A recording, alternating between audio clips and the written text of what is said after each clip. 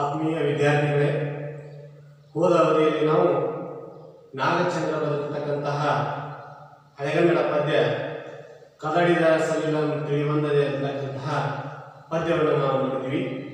ಈ ದಿನ ಕೃಪಾಕರ ಸೇನಾನಿ ಹಾಗೂ ಕೆ ಪುಟ್ಟಸ್ವಾಮಿ ಅವರು ಬರೆದಿರ್ತಕ್ಕಂತಹ ವಾಲ್ಫ್ರಾಯ್ ಅಭಿವೃದ್ಧಿ ತಂದ ದುರಂತ ಅಂತಕ್ಕಂತಹ ಗದ್ಯ ಭಾಗವನ್ನು ನಾವು ಅಭ್ಯಸಿಸೋಣ. ಇಲ್ಲಿ ಮೊದಲಿಗೆ ನಾವು ವಾಲ್ಫ್ರಾಯ್ ಅಂದ್ರೇನು ಅಂತಕ್ಕಂಥದನ್ನ ತಿಳಿದುಕೊಳ್ಳೋಣ. ವಾಲ್ಫ್ರಾಯ್ ಅನ್ನೋದು ತಮಿಳುನಾಡಿಗೆ ಸೇರಿರ್ತಕ್ಕಂಥ ಒಂದು ಕಣಿವೆ ಪ್ರದೇಶ, ಅಂದರೆ ಬಂಡೆಗಳಿಂದ ಆವೃತವಾಗಿರ್ತಕ್ಕಂತಹ ಒಂದು ಕಾಡನ್ನು ತಮಿಳುನಾಡಿನಲ್ಲಿ ವಾಲ್ಫ್ರಾಯ್ ಅಂತ ಕರೆಯುತ್ತಾರೆ. ಇವತ್ತಿನ ಒಂದು ಸ್ಥಿತಿಯಲ್ಲಿ ಮಾನವನ ಒಂದು ಪ್ರವಾಸ ಮತ್ತು ಸಾಹಸ ಪ್ರವೃತ್ತಿಗಳು ಕಾಡನ್ನು ನಾಶ ಮಾಡುವ ಮೂಲಕ ಜೈವಿಕ ಜಗತ್ತಿನ ಏರುಪೇರಿಗೆ ಕಾರಣವಾಗುವ ದುರಂತಗಳನ್ನು ಕುರಿತು ಈ ಪ್ರಸ್ತುತ ಲೇಖನವು ಗಮನ ಸೆಳೆಯುತ್ತಿದೆ ಅಂತ ಹೇಳಬಹುದು.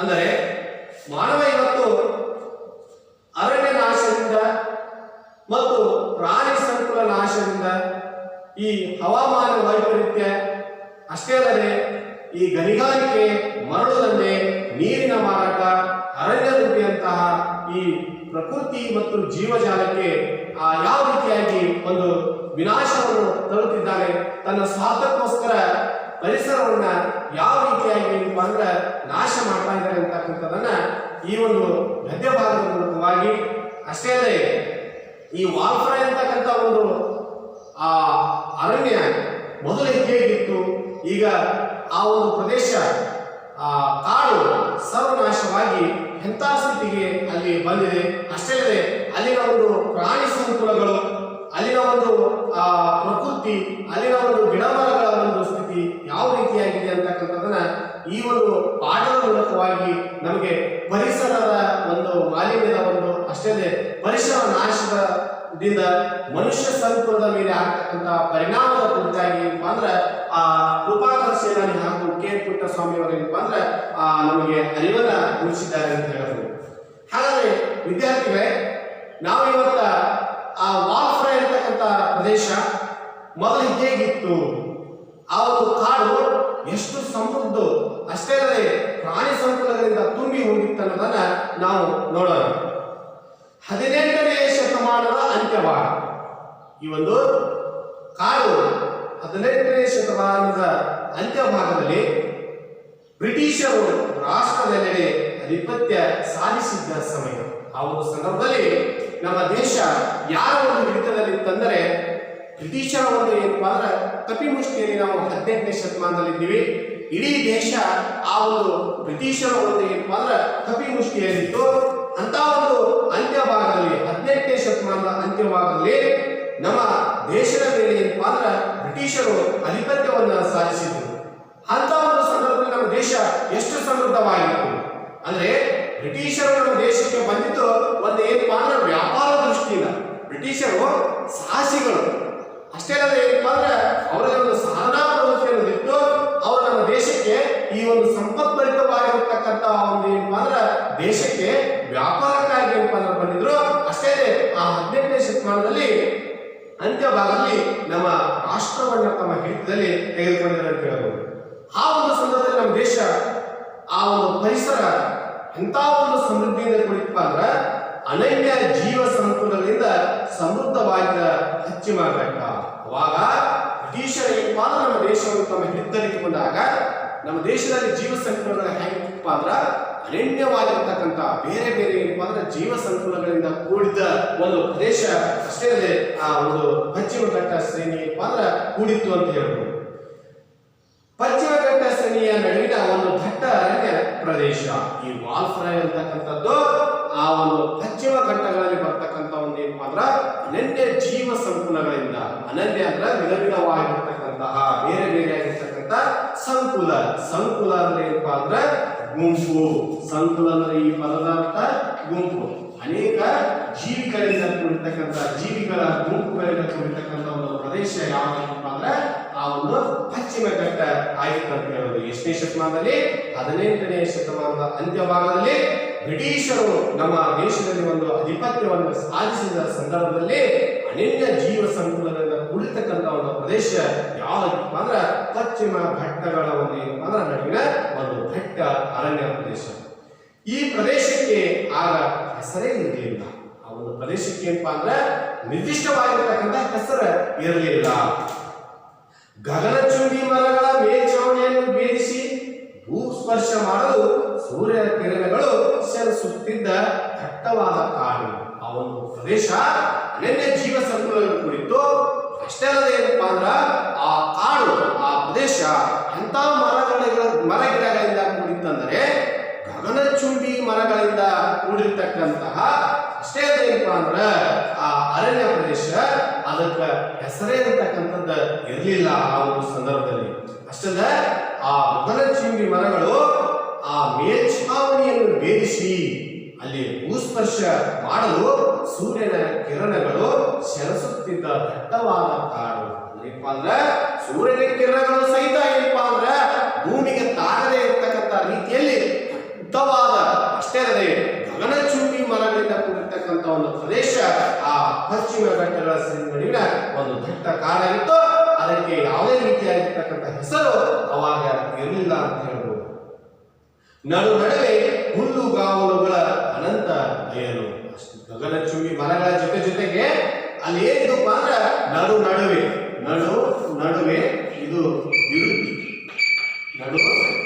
ನಡುವೆ ಇದನ್ನ ನಾವು ವ್ಯಾಕರಣ ಅಂಶದಲ್ಲಿ ಏನಂತ ಹೇಳ್ತೀವಪ್ಪ ಅಂದ್ರೆ ವಿರುದ್ಧಿ ಅಂದ್ರೆ ಒಂದು ಪದವನ್ನ ಎರಡು ಸಲ ನಾವು ಬಳಸಿದೀವಿ ಅಂದ್ರೆ ಆ ಪದವನ್ನು ನಾವು ಏನ್ ಕರಿತೀವಪ್ಪ ಅಂದ್ರೆ ದುರುಕ್ತಿ ಅಂತ ಕರಿತಿದ್ದೀವಿ. ಸೆಣಸು ಅಂದ್ರ ಹೋರಾಡು.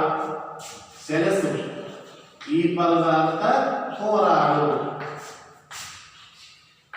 ಅಂದ್ರೆ ಆ ಒಂದು ಕಾಡು ಹೇಗಪ್ಪ ಅಂದ್ರ ಗಗನಚುಂಬಿ ಮರಗಳಿಂದ ತುಂಬಿಕೊಂಡಿದ್ದು ಮೇಲ್ಛಾವಣಿಯನ್ನ ಭೇದಿಸದ ಭೂಸ್ಪರ್ಶ ಮಾಡಲು ಸೂರ್ಯನ ಕಿರಣಗಳು ಸೆಳೆಸುತ್ತಿದ್ದವು. ಅಂದ್ರೆ ಅಷ್ಟು ದಟ್ಟವಾಗಿರ್ತಕ್ಕಂಥ ಅಷ್ಟು ಸಮೃದ್ಧವಾಗಿರ್ತಕ್ಕಂತಹ ಅನನ್ಯ ಜೀವ ಸಂಕುಲಗಳಿಂದ ಕೂಡಿರ್ತಕ್ಕಂತಹ ಪ್ರದೇಶ ಆ ಕಾಡಾಗಿತ್ತು ಅಂತ ಹೇಳಬಹುದು.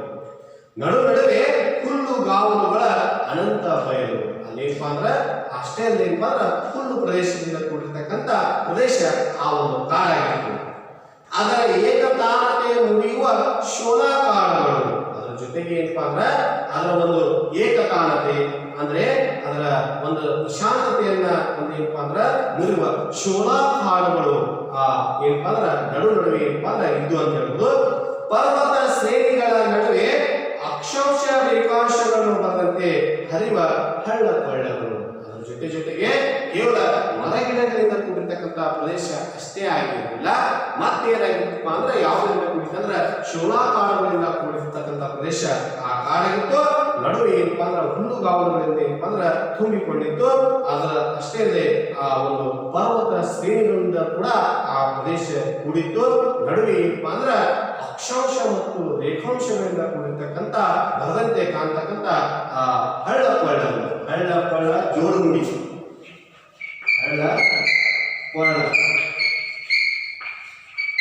ಇವುಗಳನ್ನು ನಾವು ವ್ಯಾಕರಣ ಅಂಶದಲ್ಲಿ ಏನಂತ ಕರಿತೀವಿ?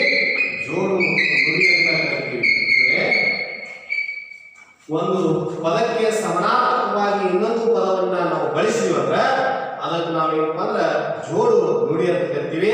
ಒಂದನೇ ಪದಕ್ಕೆ ಅರ್ಥ ಇರುತ್ತೆ, ಎರಡನೇ ಪದಕ್ಕೆ ಏನಪ್ಪ ಅಂದ್ರೆ ಅಲ್ಲಿ ಅರ್ಥ ಇರುವುದಿಲ್ಲ ಅಂತ ಹೇಳ್ಬೋದು. ಹೀಗೆ ಆ ಪ್ರದೇಶ ಸಮೃದ್ಧವಾಗಿರ್ತಕ್ಕಂಥ ಒಂದು ಏನಪ್ಪ ಅಂದ್ರೆ ಗಗನಚುಂಬಿ ಮರಗಳಿಂದ ಅಷ್ಟೇ ಏನಪ್ಪ ಅಂದ್ರೆ ಅನಂತ ಬಯಲಿನಿಂದ ಕೂಡಿರ್ತಕ್ಕಂಥ ಹುಲ್ಲುಗಾವಲಿಂದ ಅನನ್ಯ ಜೀವ ಸಂಕುಲಗಳಿಂದ ಮತ್ತು ಶೋಲಾ ಕಾಡುಗಳಿಂದ ಮತ್ತು ಆ ಪರ್ವತಗಳ ನಡುವೆ ಆ ಒಂದು ಏನಪ್ಪಾ ಅಂದ್ರೆ ಅಕ್ಷಾಂಶ ರೇಖಾಂಶಗಳು ಬರೆದಂತೆ ಏನಪ್ಪಾ ಅಂದ್ರೆ ಆ ಹರಿತಕ್ಕಂಥ ಹಳ್ಳ ಕೊಳ್ಳಗಳಿಂದ ಅತ್ಯಂತ ಪರಿಸರ ಸಮೃದ್ಧದಿಂದ ಏನಪ್ಪಾ ಅಂದ್ರೆ ಕೂಡಿರ್ತಕ್ಕಂಥ ಪ್ರದೇಶ ಅದಾಗಿತ್ತು. ಅದಕ್ಕೆ ಯಾವುದೇ ರೀತಿಯಾಗಿರ್ತಕ್ಕಂಥ ಹೆಸರು ಅವಾಗ ಇರಲಿಲ್ಲ ಅಂತ ಹೇಳ್ಬೋದು. ಖಗ್ಗತ್ತಲ ಖಂಡ ಎಂದು ಹೆಸರಾಗಿದ್ದ ಆಫ್ರಿಕಾದಂತೆ ಅದು ಹೊರಗಿನ ಜನರಿಗೆ ಪರಿಚಯವಿರಲಿಲ್ಲ. ಏನಪ್ಪಾ ಅಂದ್ರೆ 18ನೇ ಶತಮಾನದ ಅಂತ್ಯಭಾಗದವರೆಗೆ ಅದು ಅತ್ಯಂತ ಏನಪ್ಪಾ ಅಂದ್ರೆ ದಟ್ಟವಾದ ಕಾಡಾಗಿತ್ತು. ಅಲ್ಲಿ ಯಾವುದೇ ವ್ಯಕ್ತಿ ಅಂದ್ರೆ ಯಾವುದೇ ಒಂದು ಏನಪ್ಪಾ ಅಂದ್ರೆ ಆ ಅನ್ಯ ವ್ಯಕ್ತಿ ಆ ಪ್ರದೇಶಕ್ಕೆ ಏನಪ್ಪಾ ಅಂದ್ರೆ ಹೋಗ್ತಕ್ಕಂತ ಒಂದು ಪ್ರಯತ್ನ ಮಾಡಿರಲಿಲ್ಲ. ಅದು ಹೇಗಾಗಿತ್ತಪ್ಪ ಅಂದ್ರ ಆಫ್ರಿಕಾದಂತೆ, ಆಫ್ರಿಕಾ ಖಂಡ ಏನಪ್ಪಾ ಅಂದ್ರ ಆ ಕಗ್ಗತ್ತಲ ಖಂಡ ನಾವು ಯಾರಿಗೂ ಪರಿಚಯ ಇಲ್ಲದೆ ಏನಪ್ಪಾ ಅಂದ್ರ ಉಳಿದು ಬಿಟ್ಟಿತ್ತು. ಹಂಗೆ ಏನಪ್ಪಾ ಅಂದ್ರ ಈ ವಾಲ್ಸರಾಯ್ ಅಂತಕ್ಕಂಥ ಪ್ರದೇಶ ಅಂದ್ರೆ ಆ ಒಂದು ಅರಣ್ಯ ಅಂತಕ್ಕಂಥದ್ದು ಏನಪ್ಪಾ ಅಂದ್ರ ಯಾರ ಕಣ್ಣಿಗೆ ಏನಪ್ಪಾ ಅಂದ್ರ ಹೊರಗಿನ ಜನರಿಗೆ ಪರಿಚಯ ಇಲ್ಲದಂತ ಒಂದು ಪ್ರದೇಶ ಆ ಒಂದು ಕಾಡಾಗಿತ್ತು ಅಂತ ಹೇಳ್ಬೋದು. ನಂತರದ ದಿನಗಳಲ್ಲಿ ವಾಲ್ಸರಾಯ್ ಎಂದು ನಾಮಕರಣಗೊಂಡ ಈ ನಿಗೂಢ ಪ್ರದೇಶದ ಅಂತರಂಗವನ್ನು ಭೇದಿಸುವಂತ ಸಾಹಸಿಗರು ಯಾರೂ ಅಲ್ಲಿಗೆ ಬಂದಿರಲಿಲ್ಲ. ಏನಪ್ಪಾ ಅಂದ್ರ ಆ ಒಂದು ನಂತರ ಅದಕ್ಕೊಂದು ಹೆಸರು ನೀಡಲಾಯಿತು. ಮೊದಲು ಏನಪ್ಪಾ ಅಂದ್ರೆ ಅದಕ್ಕೆ ಯಾವುದೇ ರೀತಿಯಾಗಿಂತಹ ಹೆಸರು ಇರಲಿಲ್ಲ. ಅದಕ್ಕೆ ಆನಂತರ ಏನಪ್ಪಾ ಅಂದ್ರೆ ಹೆಸರು ಕೊಡಲಾಯಿತು.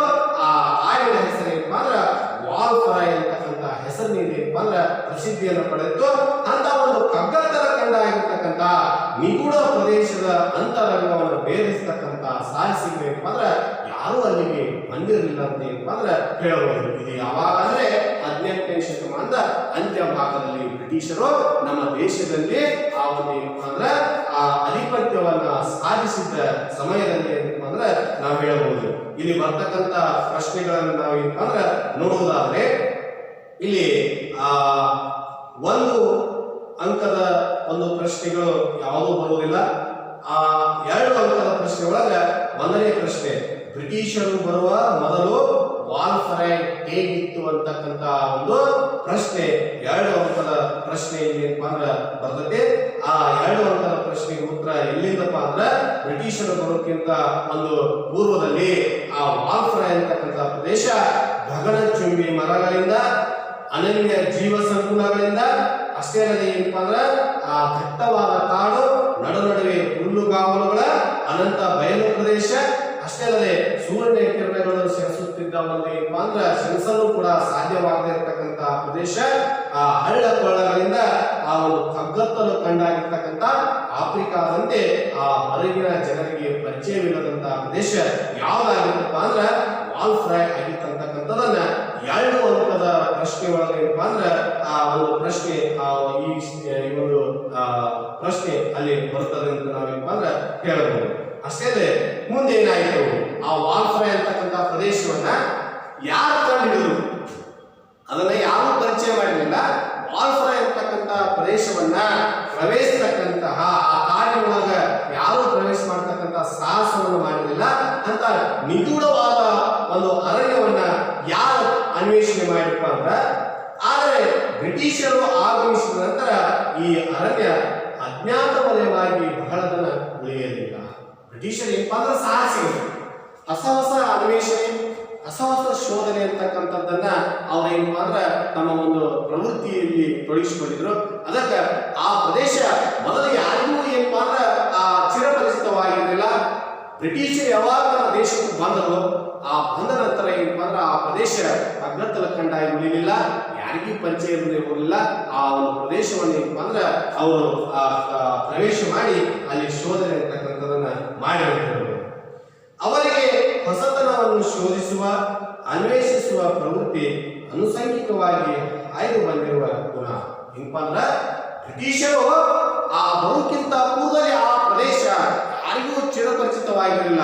ಆದ್ರೆ ಬ್ರಿಟಿಷರು ಬಂದ ನಂತರ ಆ ಪ್ರದೇಶ ಜನರಿಗೆ ಏನಪ್ಪಾ ಅಂದ್ರೆ ಅದರ ಪರಿಚಯ ಇಲ್ಲದೆ ಇರತಕ್ಕಂಥ ಪ್ರದೇಶವಾಗಲಿಲ್ಲ.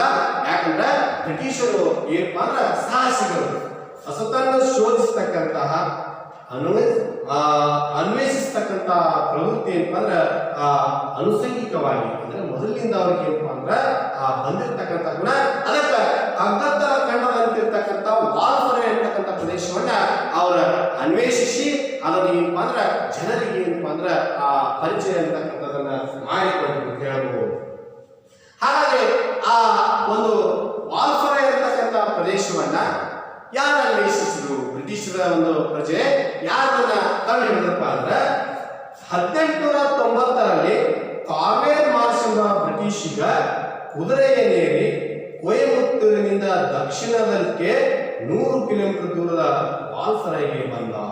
ಅಂದ್ರೆ ಈ ಕಗ್ಗತ್ತಲ ಖಂಡ ಆಗಿರತಕ್ಕಂತಹ ಅನನ್ಯ ಜೀವ ಸಂಕುಲಗಳಿಂದ ಕೂಡಿರ್ತಕ್ಕಂತಹ ಗಗನಚುಂಬಿ ಮರಗಳಿಂದ ಕೂಡಿರ್ತಕ್ಕಂತಹ ಜನರಿಗೆ ಪರಿಚಯವಿಲ್ಲದಿರ್ತಕ್ಕಂಥ ಈ ಪ್ರದೇಶವನ್ನ 1890ರಲ್ಲಿ ಆ ಬ್ರಿಟಿಷ್ ಅಧಿಕಾರಿಯಾಗಿರ್ತಕ್ಕಂತಹ ಕಾರ್ವೇರ್ ಮಾರ್ಷ್ ಇಲ್ಲಿ ಏನ್ ಮಾಡಪ್ಪ ಅಂದ್ರೆ ಕುದುರೆಯನ್ನೇರಿ ಕೊಯಮತ್ತೂರಿನಿಂದ ದಕ್ಷಿಣಕ್ಕೆ 100 ಕಿಲೋಮೀಟರ್ ಈ ವಾಲ್ಫರೆ ಅಂತಕ್ಕಂಥ ಪ್ರದೇಶ ಎಲ್ಲಿ ಕಂಡು ಬರುತ್ತಪ್ಪ ಅಂದ್ರೆ ತಮಿಳುನಾಡಿನ ಕೊಯಮತ್ತೂರಿನಿಂದ ದಕ್ಷಿಣಕ್ಕೆ ಹೋದಾಗ ಆ ದಕ್ಷಿಣದಲ್ಲಿ ಏನಪ್ಪಾ ಅಂದ್ರೆ ಆ 100 ಕಿಲೋಮೀಟರ್ಗೆ ಹೋದರೆ ವಾಲ್ಫರೆ ಅಂತಕ್ಕಂಥ ಪ್ರದೇಶ ಸಿಗುತ್ತೆ.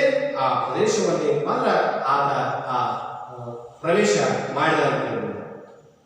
ಜೀರುಂಡೆಗಳ ಗದ್ದಲದಲ್ಲಿ ತನ್ಮಯವಾಗಿದ್ದ ಕಗ್ಗತ್ತಲ ಅರಣ್ಯವನ್ನು ಪ್ರವೇಶಿಸಿದ.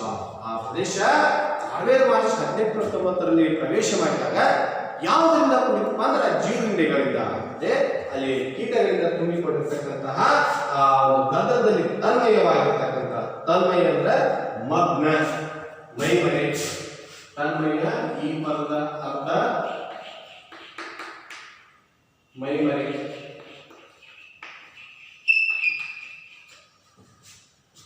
ಆ ಪದದ ಅರ್ಥ ಮೈ ಮರೆತು ಅಥವಾ ಮಗ್ನಾಗುವುದು, ಎರಡು ಅರ್ಥಗಳನ್ನ ಈ ಒಂದು ಪದ ಏನಂದ್ರ ಅಂತ ಹೇಳ್ಬೋದು.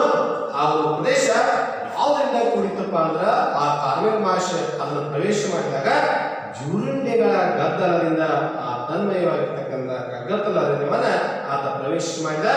ಅಷ್ಟೇ ಅಲ್ಲದೆ ಕಾಡಿನ ಅನ್ವೇಷಣೆಗೆ ಬಂದ ಮಾರ್ಚ್ಗೆ ತಾನೊಂದು ಚಕ್ರವ್ಯೂಹದಲ್ಲಿ ಸಿಕ್ಕಿ ಬಿದ್ದಿರುವುದು ಅರಿವಾಗುವಾಗ ತಡವಾಗಿತ್ತು. ಆತ ಅದನ್ನ ಪ್ರವೇಶ ಮಾಡಿದ. ಆದ್ರೆ ಪ್ರವೇಶ ಮಾಡಿದಾಗ ಆ ಒಂದು ಕಾಡು ಆ ಮರಗಿಡಗಳಿಂದ ತುಂಬಿಕೊಂಡಿತ್ತು, ದಟ್ಟವಾಗಿರ್ತಕ್ಕಂಥ ಕಾಡು. ಆದ್ರೆ ಆ ಪ್ರವೇಶ ಮಾಡಿದ ನಂತರ ತಾನೊಂದು ಚಕ್ರವ್ಯೂಹದಲ್ಲಿ ಅಂದ್ರೆ ಒಳಗೆ ಪ್ರವೇಶ ಮಾಡಿದ್ದ, ಆದ್ರೆ ಹೊರಗೆ ಬರ್ತಕ್ಕಂಥ ಒಂದು ಏನು ಅಂದ್ರೆ ಆ ದಾರಿ ಅದಕ್ಕೆ ಗೋಚಿಸಿಲ್ಲ ಅಂತ ಹೇಳ್ಬೋದು. ಇಲ್ಲಿ ವಿದ್ಯಾರ್ಥಿಗಳಿಗೆ ಬರ್ತಕ್ಕಂಥ ಪ್ರಶ್ನೆ ಯಾವುದೆಂದರೆ ಒಂದು ಅಂಕದ ಪ್ರಶ್ನೆ ಒಳಗೆ ಏನಪ್ಪಾ ಅಂದ್ರೆ ಒಂದು ಪ್ರಶ್ನೆ ಇರುತ್ತೆ. 4ನೇ ಪ್ರಶ್ನೆ, ವಾಲ್ಫರೆಗೆ ಬಂದ ಬ್ರಿಟಿಷ್ ಪ್ರಜೆ ಯಾರು? ಒಂದು ಅಂಕದ ಪ್ರಶ್ನೆ, ವಾಲ್ಫರೆಗೆ ಬಂದ ಬ್ರಿಟಿಷ್ ಪ್ರಜೆ ಯಾರು? ಅದು ಉತ್ತರ ಕಾರ್ವೇರ್ ಮಾರ್ಷ್. ಅಷ್ಟೇ ಬ್ರಿಟಿಷರ ಯಾವ ಗುಣವನ್ನು ಮೆಚ್ಚಬೇಕು?